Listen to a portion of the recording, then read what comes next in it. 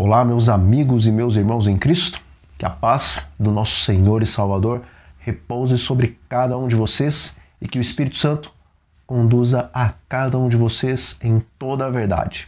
Amém? E, meus queridos, sempre eu tenho apresentado vídeos com meditações do Espírito de Profecia com a intenção de despertar em meus irmãos na fé o desejo de diariamente estudarem ali a Palavra de Deus juntamente com os testemunhos que o Senhor nos deixou para esses nossos últimos dias. E, sinceramente, meus amigos, eu espero que esses vídeos estejam sim surtindo efeito em suas vidas para que diariamente vocês também leiam o Espírito de Profecia. E, irmãos, a meditação que eu trago hoje, ela tem um título no qual nós podemos ficar bastante tempo refletindo sobre esse assunto e, na verdade, após esse vídeo, medite sobre esse assunto e gaste algum tempo pensando aí que se Cristo viesse hoje, você estaria salvo?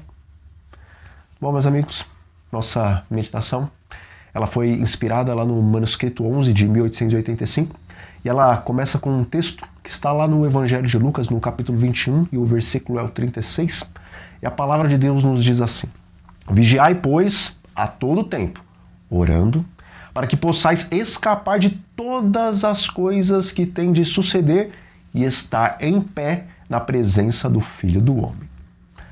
Meus irmãos, muitas são as tentações que os discípulos de Cristo enfrentaram lá naquela época. Contudo, hoje as tentações foram multiplicadas e principalmente para aqueles que moram em grandes cidades, as tentações elas são constantes. E diante dessa realidade dos nossos dias, Cristo, ele não apenas aconselha, mas ele nos ordena vigiar e orar para que sejamos capazes de escapar das tentações que agora existem, para que então possamos escapar dos juízos que sobrevirão a este mundo nos últimos instantes do grande conflito. E, por mais que estejamos cientes do que devemos fazer, meus amigos, existe uma grande diferença em estar ciente sobre uma coisa ruim que está para acontecer e estar ciente sobre algo ruim e trabalhar para escapar desse mal.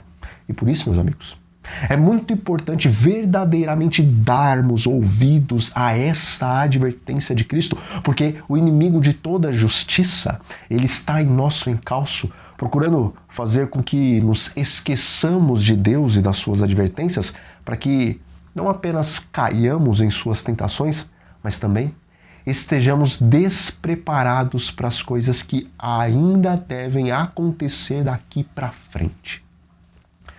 Mas, irmãos, ao mesmo tempo que sabemos que coisas tremendas e espantosas ainda estão por vir, e ao mesmo tempo que sabemos que a grande angústia se encontra logo à nossa frente, mesmo assim, devemos estar repletos de alegria diante do pensamento do breve aparecimento de Cristo nas nuvens do céu.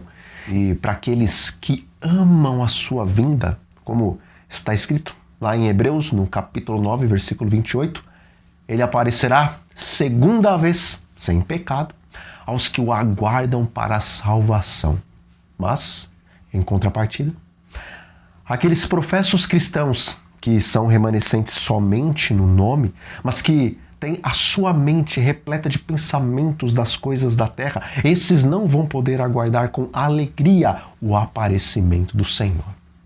E, amigos, diante dessa realidade de que muitos de nós ainda mantemos os nossos pensamentos nas coisas deste mundo, e diante da realidade que muitos remanescentes apenas no nome ainda estão ajuntando tesouros aqui nessa terra, a meditação diz que se alguém que hoje vive em tais condições soubesse que Cristo viria dentro de alguns anos, essa pessoa passaria a viver de um modo bem diferente.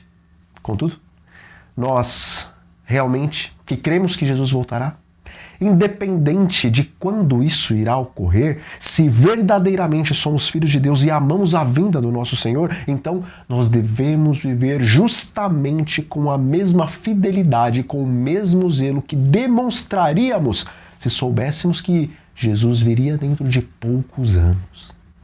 Veja, meus irmãos, nós não somos oniscientes e por isso nós não podemos ver o fim desde o princípio. Contudo, sabemos que um dia esse grande conflito entre a verdade e o erro, entre a luz e as trevas, ele vai acabar. E Cristo providenciou suficiente auxílio espiritual em todas as demais áreas da nossa vida, e principalmente na área espiritual, para que cada dia sejamos mais do que vencedores e permaneçamos nele.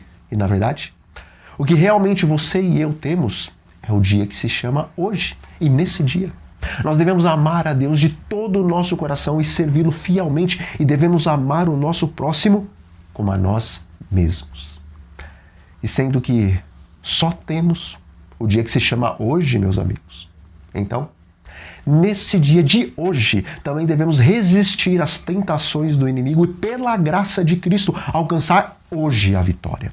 E isso, meus queridos, é o que significa vigiar e aguardar a vinda de Jesus. E também, a meditação nos diz que devemos viver cada dia como se soubéssemos que ele fosse o nosso último dia aqui nessa terra. E, na verdade, se nós soubéssemos que amanhã Cristo voltaria para nós, então não passaríamos o dia de hoje dizendo palavras edificantes e também não passaríamos o dia de hoje fazendo o máximo possível de atos altruístas.